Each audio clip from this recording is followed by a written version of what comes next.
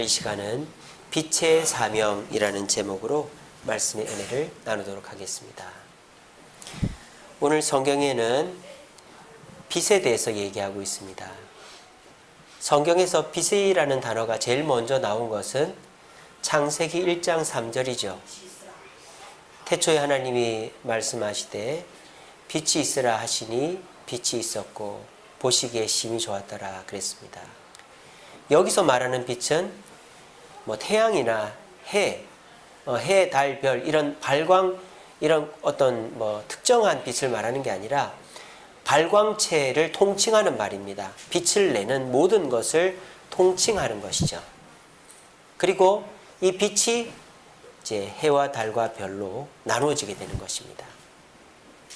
그런데 이 빛은 모든 사람이 공유할 수 있는 것이고 또 이 빛은 불신자나 신자나 모두에게 주신 빛입니다. 그리고 이 빛의 특징 중에 하나는 스스로 빛을 내는 것이 아니라는 것입니다. 하나님께서 주시는 빛을 받아서 빛을 반사하여 내는 발광체들이다라는 것이죠. 자, 그래서 구약에서 빛이라는 단어가 여기 나왔는데 신약에서도 오늘 본문에 보면 빛이라는 단어가 나오는데 오늘 마태복음 말고 요한복음에도 빛이라는 단어가 나옵니다. 이렇게 나오죠. 태초에 말씀이 계시니라. 자, 창세기에는 빛이 먼저고 그 다음 말씀인데 여기에는 말씀이 계시니라. 근데 그 말씀이 누구시다? 예수 그리스도다. 그리고 그 예수 그리스도가 빛으로 우리 가운데 나타나셨다라고 요한복음 1장 1절에서 4절입니다. 1절에서 1절부터 4절까지 기록되어 있습니다. 이 빛은 모든 사람이 받을 수 있는 빛은 아니죠. 그리고 이 빛은 발광체를 말하는 것이 아닙니다. 환하게 빛나고 뜨겁게 빛나는 그런 빛이 아니라 말씀으로 인하여 드러나는 빛을 말하는 것입니다.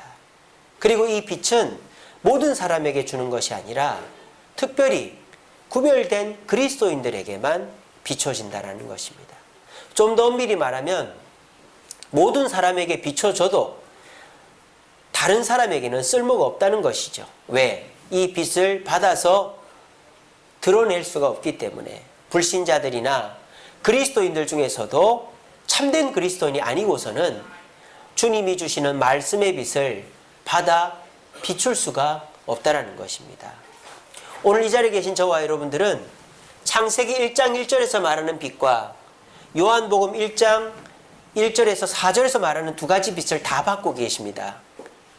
어제도 기전남 집사님 장례식에 갔는데 성남에 있는 영생원이라는 화장터에 가서 기다리고 있는데 가을 햇볕이 너무너무 좋더라고요. 그래서 모두들 바깥 벤치에서 가을 햇볕을 쬐면서 참 이렇게 햇볕을 쬐는 것도 오랜만이다. 하루에 20분만 쬐면은 비타민 D가 부족함이 없다는데 나는 약으로 먹는다. 그런 얘기들을 많이 했습니다. 그래서 사실은 하나님이 이 빛이라는 것은 모두에게 주시는 것인데 인간들이 바쁘고 게으르고 또 실내에만 있다 보면 이 빛도 못 받는 경우들이 있지요. 자, 그런데 하나님이 주시는 이 햇볕을 못 받는 것은 덜 아까워요. 근데 진짜 아까운 것은 뭡니까? 우리에게만 주시는 것인데 우리가 받지 못하는 말씀의 빛은 정말 아까운 것이다라는 것이죠. 만약 누군가가 여러분한테만 몰래 가르쳐주는 정보가 있어요. 내가 우리 누구누구한테만 몰래 가르쳐줄게. 저기 개발되니까 얼른 한 평이라도 땅 사놓으라고. 사돈의 8촌 돈 끌어가지고 그런 정보를 들었다. 그럼 어떻게 해야 됩니까? 돈을 끌어다 사야죠. 저도 빚을 내서라도 사겠습니다. 그래야지 요즘 같은 시절에 돈 1,000만 원 벌기가 쉽습니까? 평생을 벌어도 1억 모으기가 힘든데. 그러니까 그런 정보가 있으면 어떻게 해야 됩니까? 땅을 사야 되는 거예요. 근데 많은 사람들이 보면 그런 얘기를 듣고도 반신반의하거나 또는 자기 형편 따지면서 아무것도 안 하고 있으면 그 기회를 놓쳐버리는 것이죠. 오늘 이 시간에도 하나님은 저를 통하여 여러분들에게 말씀의 빛을 뿜어내고 있습니다. 그런데 이 말씀의 빛을 받아서 내 것으로 만들려고 하시는 분은 이 말씀의 빛이 여러분에게 건강을 주고 또 사업과 가정에 행복과 번창을 줄 줄로 믿습니다. 하지만 이 말씀의 빛을 받지 않으려고 하고 받아도 튕겨내 버린다면 그것은 결코 저와 여러분들에게 도움이 되지 않고 가장 안타까운 사람이 되어버리는 것입니다. 요한복음 1장 9절 말씀에 이런 말씀이 있습니다. 그 빛이 어떻게 됐다? 세상에 와서 각 사람에게 비추는 빛이 있었다라고 그랬습니다. 예수 그리스도께서 이 땅에 오셔서 그 빛을 비추고 가셨습니다. 자, 그런데 예수님은 지금 이 땅에 계시지를 않습니다. 그럼에도 불구하고 그 예수님이 비춰주신 말씀의 빛은 이 땅에 비춰져야만 합니다. 그러면 그 빛이 이 땅에 비춰지기 위해서는 어떻게 해야 될까요? 그 빛을 받은 저와 여러분들이 그것을 반사시켜야 되는 것이죠. 아까 말한 것처럼 발광체는 자기 스스로 빛을 내는 게 아니라 하나님이 주시는 빛을 받아서 반사시키는 것이다 라고 말한 것처럼 태양도 어느 때가 되면 태양빛도 꺼지게 돼 있어요. 기한이 있습니다. 모두가 자기가 빛을 무한대로 만들어내는 피조물은 없어요. 하나님이 주셔서 빛을 발하는 것입니다. 저와 여러분들도 마찬가지죠. 예수님께서 하늘로 올라가셨습니다. 그리고 저와 여러분들에게 말씀의 빛, 그 누구도 받을 수 없는 그 말씀의 빛을 비춰주셨습니다. 왜 비춰주셨을까요? 그 빛을 남에게 비춰주라고 비춰주신 것입니다. 제가 지난 시간에 기적과 신앙의 차이점을 설명드렸습니다. 지난주 주일날. 기적은 그저 신기한 것뿐이에요. 그저 재미있고 신기한 것뿐이에요. 근데 신앙은 신기하고 재미있는 것으로 끝나면 안 되는 것입니다. 신앙은 어떻게 해야 됩니까? 열매를 맺어야 되는 거예요. 열매를 맺으려면 뭐가 있어야 됩니까? 사명이 있어야 되는 겁니다. 자, 여러분들도 교회를 처음 나오면 재미가 있습니다. 사람 만나는 재미, 또 말씀 듣는 재미, 맛있는 음식 먹는 재미, 어디 놀러 가는 재미가 있습니다. 근데 제가 아까 오전 예배에도 말씀드렸지만 교회는 항상 새로운 일을 할 수는 없어요. 항상 뭐가 새로워질 수는 없단 말이에요. 어떨 때는 그냥 맨날 하던 거 하다가 또 잘 안 될 수도 있어요. 그럴 때는 버리고 포기해야 되는 거예요. 그런 것처럼 저와 여러분들이 교회를 나오면 처음에는 신기하고 재미있지만 5년, 1년, 2년, 5년 지나면 재미가 없단 말이에요. 자, 그러면요. 내가 신기하고 재미있는 일이 없어도 계속 그 일을 하려면 어떻게 해야 될까요? 사명이 있어야 되는 거예요. 사명이. 자, 여자가 결혼을 합니다. 결혼을 하면 제일 처음에는 얼마나 좋습니까? 남편이 월급 따박따박 갖다 주지. 또 자기를 사랑해 주지. 또 아이 낳아서 키우지. 재밌는 일이 많습니다. 근데 조금 지나면 애가 속썩이지. 남편 사업도 잘 안 되지. 자, 살도 쪄서 막 튜브를 한 2개씩 감고 다니지. 이러니까 막 우울증이 오는 거예요. 그러면 이 여자분들이 어떻게 합니까? 재미가 없는 거예요. 자, 그런데 여자분들 중에 그런 재미없는 시기를 어떻게 넘깁니까? 사명으로 넘기는 거예요. 그래, 내가 그래도 내 남편 잘 섬겨야지. 그래도 내가 내 자녀 잘 키워야지. 그렇게 사명으로 살다 보면 어느새 나이가 들고 그 어려운 시기를 다 넘어가게 돼 있는 거예요. 우리가 왜 힘이 들까요? 힘들어서 힘든 게 아니라 내 이 힘든 일을 다른 일로 바꿔낼 것이 없어서 힘이 든 겁니다. 여러분, 우리가 아무리 힘든 일을 해도 그걸 운동이다 생각하면 그게 우리 몸에 도움이 됩니다. 근데 아무리 운동을 해도 이거는 힘들다 생각하면 운동이 안 되는 거예요. 그냥 짐만 되는 것이죠. 우리에게는 사명이 있어야 됩니다. 우리 주님께서 여러분에게 빛을 비춰주십니다. 말씀을 들었을 때 깨달음이 오고 재미가 있을 수 있죠. 그런데 그걸 그냥 깨닫기만 하고 재미만 있으면 여러분들은 그 이상의 단계로 나아가지를 못해요. 그러면 재미가 없는 거예요, 더 이상은. 그래서 우리 주님은 오늘 본문의 말씀을 하시는 겁니다. 너희들에게만 주는 특별한 빛, 이 말씀의 빛, 생명의 빛을 어떻게 해라? 사람들에게 비추라. 너희가 뭐다? 나를 대신한 뭐다? 세상의 빛이라는 거예요. 예수님은 하늘나라에 올라가셨습니다. 그리고 이제 예수님을 대신하여 말씀을 전하고 그분을 드러낼 수 있는 사람은 오직 그리스도인들 중에서도 참된 그리스도인들입니다.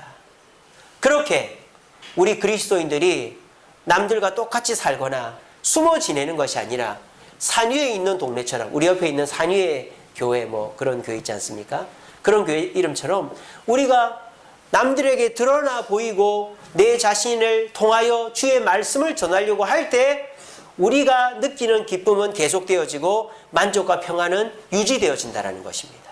그런데 만약 저와 여러분들이 주님이 주시는 말씀의 빛을 받고도 그걸 그냥 나만 알고 나만 간직하고 있으면 우리의 신앙은 발전이 없고 재미도 없고 퇴보하게 되어져 있다는 것입니다. 오늘 이 시간 여러분들에게 뭔가 대단한 것을 요구하는 것이 아닙니다. 뭐 오전 예배 때도 제가 말씀드렸지만 여러분들이 주님을 위해서 뭔가 대단한 것을 해야 되는 것이 아닙니다. 여러분들의 습관, 여러분들의 마음, 여러분들의 삶의 자세들 중에서 주님이 기뻐하지 않는 것들을 하나씩 버려나가시면서 주님이 원하시는 삶을 살아갈 때 그것이야말로 주님의 빛을 드러내는 삶이 되어지는 것입니다. 그렇다면 우리가 주님을 드러내는 빛의 사명은 구체적으로 뭔가? 첫째로는 빛을 받아야 되는 것입니다. 아까도 말씀드렸죠? 우리는 스스로 빛을 낼 수 있는 존재가 아닙니다. 우리는 예수님으로부터, 하나님으로부터 빛을 받아야 그 빛을 드러낼 수 있는 존재입니다. 내가 언제 기도 열심히 해서 응답을 한번 경험했어요. 내가 언제 병에 걸렸는데 나았어요. 내가 언제 말씀 공부, 제자 훈련 열심히 해서 깨달음 얻었어요. 내가 언제 전도해서 많은 사람 전도했어요. 내가 언제 최선을 다해서 주님의 역사를 경험했어요. 그거는 영원하지 않습니다. 그거는 그때뿐입니다. 왜 우리가 주일 예배를 매주일마다 드립니까? 우리가 주일 예배 한 번 드린 게 끝까지 가는 게 아니라 우리가 매주일마다 반복적으로 예배 드려야 우리가 천국 갈 때까지 우리 신앙을 유지할 수 있는 것입니다.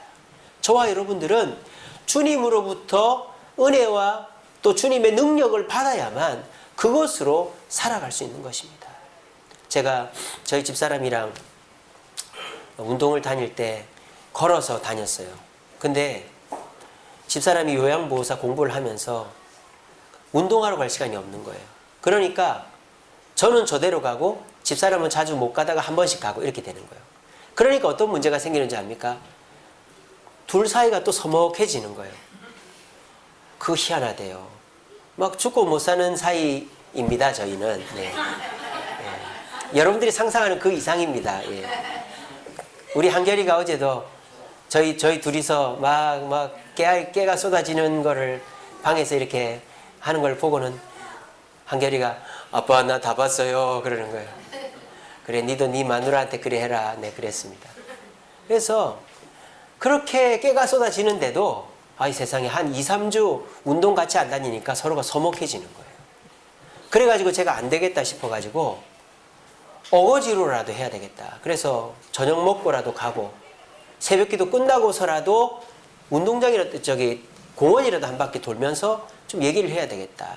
왜냐하면 집에 가면 애들하고 있느라고 얘기할 시간이 없어요. 이게 부부 사이도요.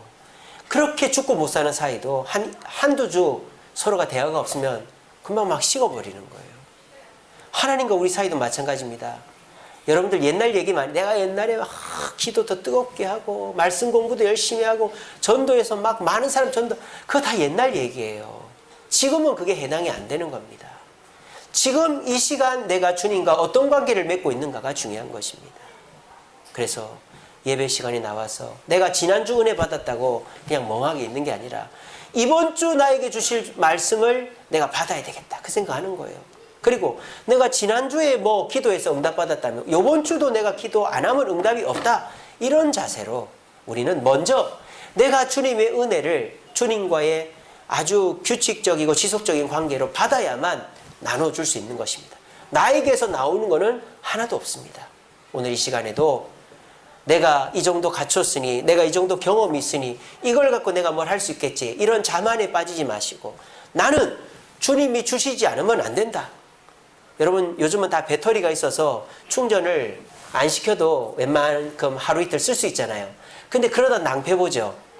휴대폰 들고 나갔는데 배터리 없어가지고 전화 못할 때도 있지 않습니까? 근데 옛날 물건들은 대부분 코드에 꽂아놓고 쓰는 것들이 많잖아요. 저는 그런 게 좋더라고요. 배터리 있는 물건들은 2년 지나면 배터리를 갈든지 기계를 버려야 돼요. 오늘 이 시간 저와 여러분들은 배터리 믿지 마시고 주님의 은혜에다가 직접 꽂아서 주님의 은혜를 그날 공급받음으로 빛의 사명을 감당할 수 있는 저와 여러분 되시기를 간절히 바랍니다. 그리고 우리가 빛의 사명을 감당하는 모습은 뭐냐?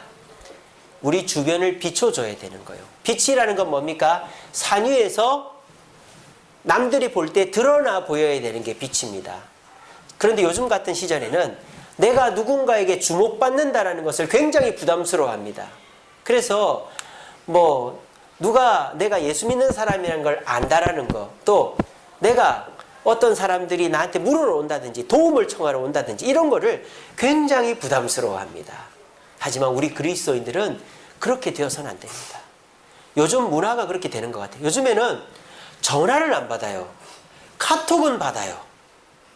여러분 그런 경우 없습니까? 우리 나이 드신 분들은 다 전화로 하잖아요. 근데 요즘 젊은 애들은 전화를 안 받아요. 근데 카톡으로 하면 답이 와요. 집에서도 카톡으로 주고받고 막 그러더라고요.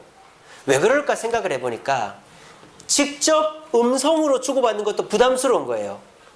그러니까 그냥 카톡이나 문자로 내가 전하고 싶을 때 전하고 내가 한 말을 또 지웠다가 다시 쓰고 싶으면 쓰고 이렇게 하는 것이죠. 그러니까 극도로 사람과의 이런 만남이나 나의 자신을 드러내는 것을 싫어하는 시대가 됐어요. 그러다 보니까 오늘날 그리스도인들도 그렇게 되어가는 거예요. 여러분 이거는 마귀의 역사입니다.